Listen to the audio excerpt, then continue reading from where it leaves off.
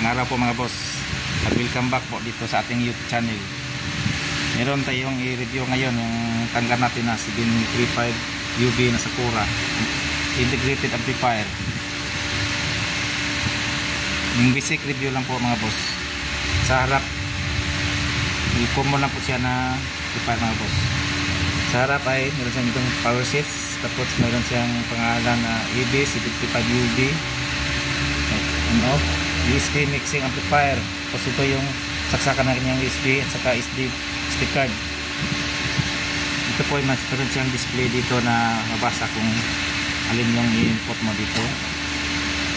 Ito may mga pihitan po. Itong MP3 input, yung isang pihitan na yung palubog yung kaya ng sa 735, delay, echo, bass, treble. Ito ay sa adjustment ng mic. Ito yung tatlong mic input 1, 2, 3. Ito naman mic volume na assist. Ito yung mic na main volume, music main volume. Ito naman yung kanyang parang gain. Meron pa siya dito. Sa music ay meron din. Ayan, mic 1, mic 2, mic 3 volume, bass, treble, saka balance. Sa likod naman mga boss, sa likod naman ay meron siyang audio input, MP3, DVD, auxiliary. Meron siyang level set, audio output, record at saka line. Yan, kaya Sakura EB739 UB. Maximum power output 750 watts by 2 by 8 ohms. Yan, power source 220 volts 60 Hz. Meron siyang 8N kaya mayroong antenna dito mga boss. Yan. Meron siyang nakalagay na impedance. Speaker na dalawang system siya pero always on po siya mga boss. Hindi po siya select. Bali nakaparallel lang po siya. Speaker A at saka B.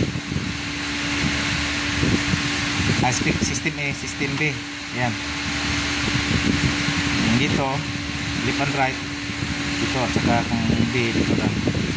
Pili rin dito kung mag 4 ohms ka, pili rin. Yan, Sakura made by Kinsonic, made in China. Ito yung power cord. At tingnan natin sa loob mga boss yung kanyang mga laman. Dito naman sa loob ay meron siyang 8 transistor, 4 na E1943 at saka 4 na C5200. Ito yung kaniyang input module.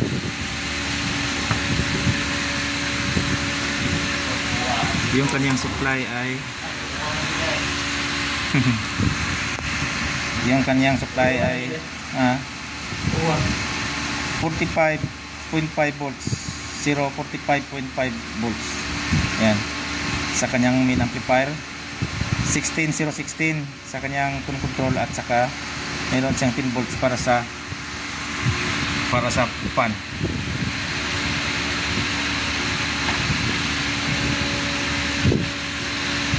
Ang problema nito mga boss ay isang channel